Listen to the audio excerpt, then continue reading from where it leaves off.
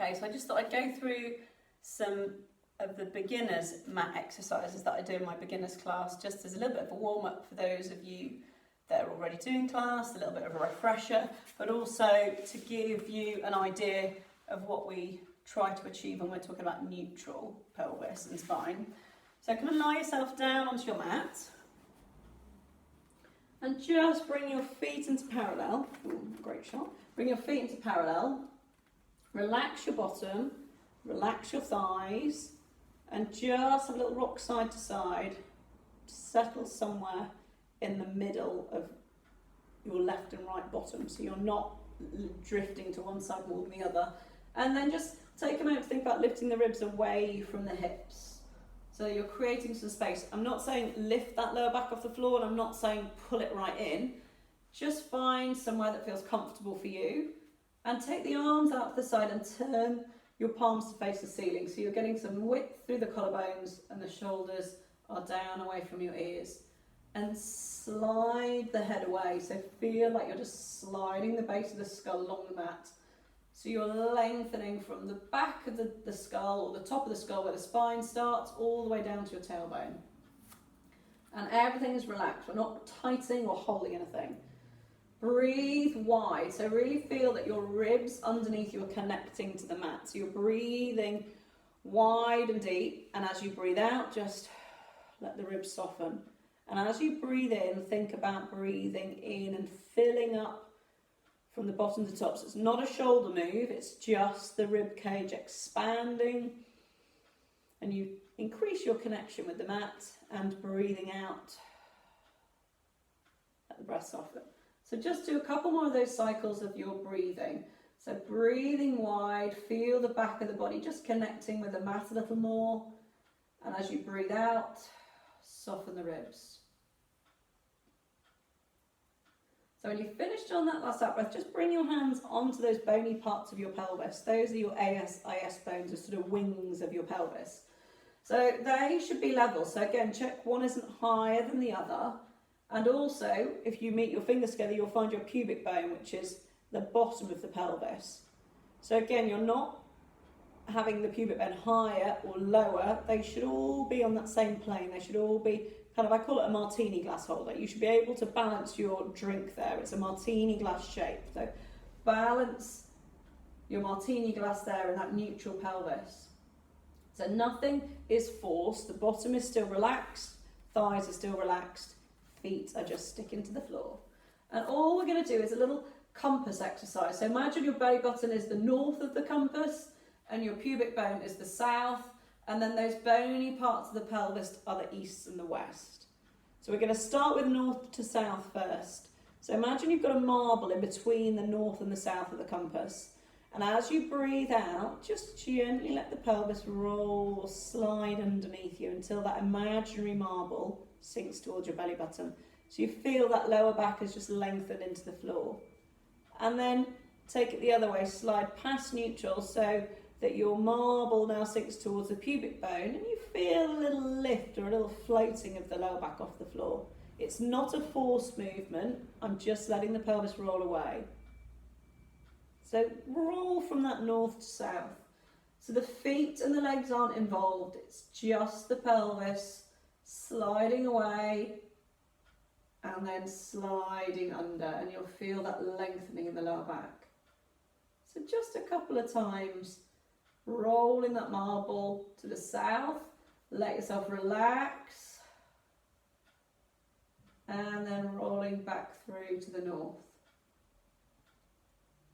And again, making sure that the bottom is relaxed and the legs are relaxed. You're just moving the lower back slightly and moving the pelvis. So the east to west is trickier. So come back where that marble would now be resting in between the north and the south point. And we're going to go east to west. So it's not a swish swish with the legs. Legs are going to stay nice and still. And you're barely going to see any movement. But if you just touch those bones at the pelvis, those AS bones, you'll feel ever so slightly the pelvis just rolling underneath you. So again, it's not a hitch up and down. It's just a gentle rock side to side. So that marble is just slooping across to the east and slooping across to the west. And by doing these movements, we're just trying to orientate ourselves and find where a neutral pelvis and spine is. There's a little bit of movement in the lower back, but really, as you settle through the north to south and the east to west, I want you to come to find a place where that marble would just neatly balance in the middle. So that's where it's going to stay. So this area is technically what we call neutral pelvis.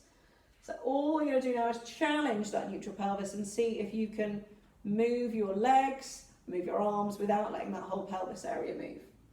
So all you can do is a little heel slide. So to breathe out and start to slide your left leg along the floor. Keep it in contact with the mat. So again, watch the pelvis as it moved and then slide it back into the start position. So same on the right. So breathe out, slide that heel along the line of the mat and bring it back in. So imagine you're just lying on the beach and you're making a groove in the sand with your heel. So keeping your heel on that same line, slide in, slide out. And all the time, that marble is just neatly resting on the centre of your compass face. Good. So slide the left leg away and slide it back. One more with the right. Breathe it out, slide out. So then float your arms up towards the ceiling and turn your palms inwards and let those shoulders just come wide down on the mat. So we're not tight, shoulders are wide. Keep the back of the neck long. And all we can do is an exercise called backstroke arms, which is exactly how you would kind of do backstroke. So as you breathe out, you're going to lower the right arm above and the left arm below, but contain that movement and then bring them back up to centre. So you're going to breathe out, lower the arms, keep that connection with the mat and bring it back in. So the only thing that's moving is the arms, then you'll just feel them slide in that socket and bring them back. So what's moving and what's staying still? What's staying still is the pelvis and the spine, and what's moving are your arms. As you breathing out, they lower to the floor, and as you breathe in, bring them back up. So now we're going to add those two moves together. So as you slide the right leg away, we're going to take the left arm back in that backstroke arms into an exercise called starfish. So suddenly it's a game changer. We've got everything moving limb-wise, but still the pelvis and spine are staying in that neutral. So check, is your marble still balanced neatly in the centre of the compass? Have your shoulders still got that nice width and are your collarbones nice and wide?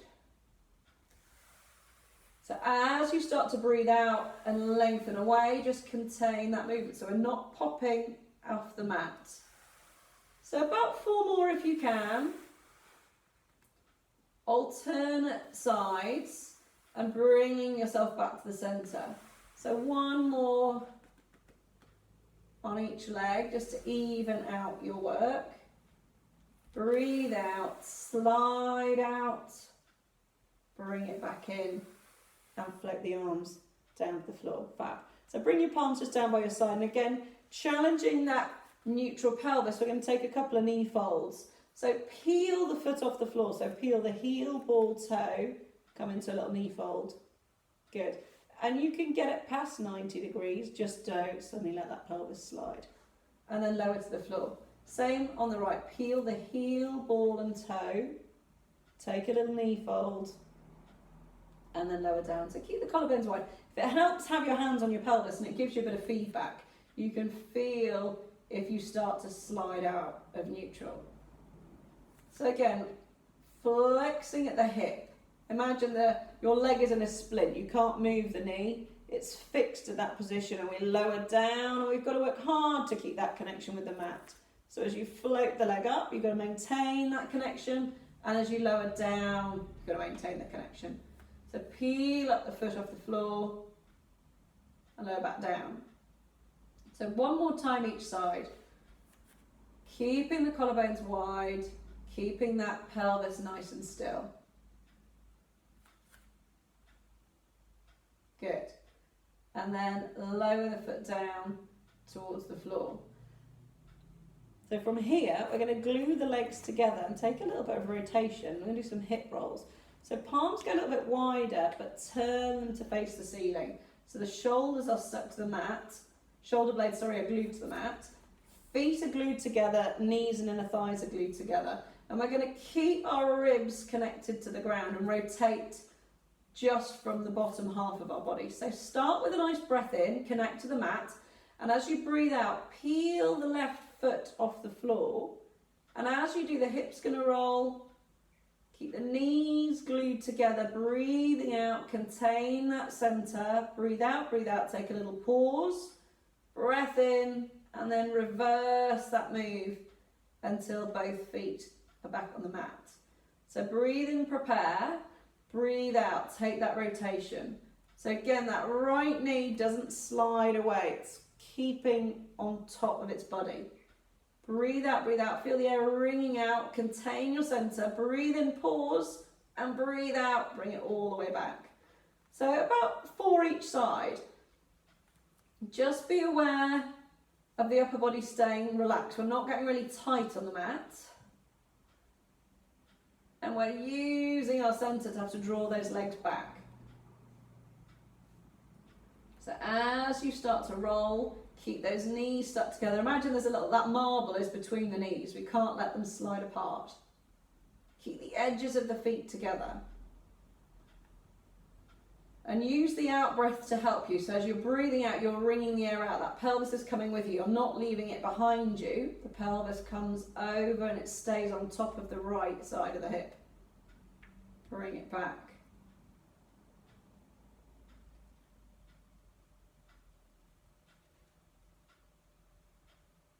And then come back through to the center and relax the legs and bring the feet back to hip width apart. Good stuff. So we're going to come up to seated. So carefully roll onto your side and come up to a sitting position. And from here, we're going to come into an exercise just called long frog, feet into a long frog. I'm going to do some side reaching. So if it's uncomfortable with your legs like that, feel free to cross them. Or if you need a little bit more support and it gets tight in the hips, sit on a small block or a yellow pages or a stack of books, something that you can just lift off the ground a little bit with. So sitting in your long frog, hands just down by your side, check that you've not let your bottom roll underneath you. It's quite good to do this sitting against a wall because then you get that feedback.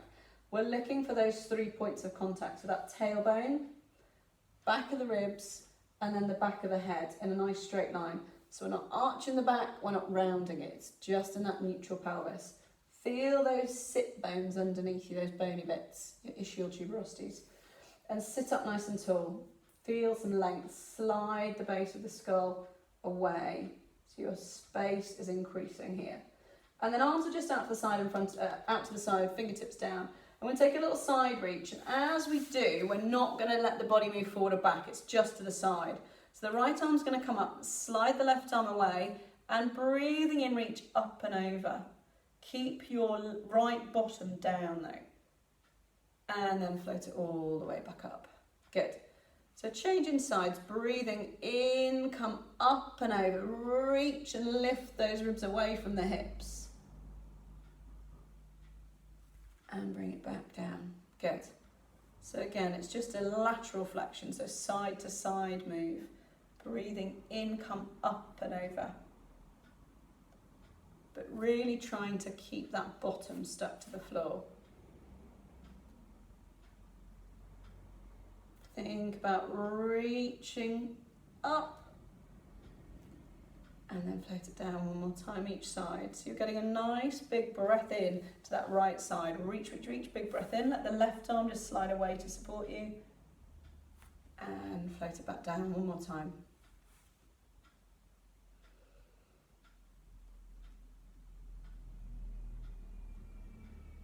And bring it back. And then bring your feet together. And we're just going to, or bring your feet to the floor, sorry, hip width apart. I'm going to take a little C-curve. So C-curve is talked about a lot in Pilates. So it's an equal flexion of the spine from top to tail, from the very top of the spine, which is right up in the top of the neck there, where the skull sits, and down to your tailbone. So just relax the hands on the back of the thighs, sitting tall, and again, find your sit bones, And as you breathe in, we're going to keep the shoulders on top of the hips, but as we breathe in, we're just going to flex through the spine, take a little look down towards the pubic bone, and let the pelvis just roll slightly underneath you. Breathing in, feel that nice rounded shape as you breathe into it, and breathing out, sit up nice and tall. Relax the shoulders. So breathing in, take the gaze down, feel like your ponytail's been lifted up, or the back of the head's lifting it up and over. And breathe out, sit tall. So nice wide breath in, breathe into that nice rounded shape. Breathing out, find a nice lift and sit tall. So just a couple more.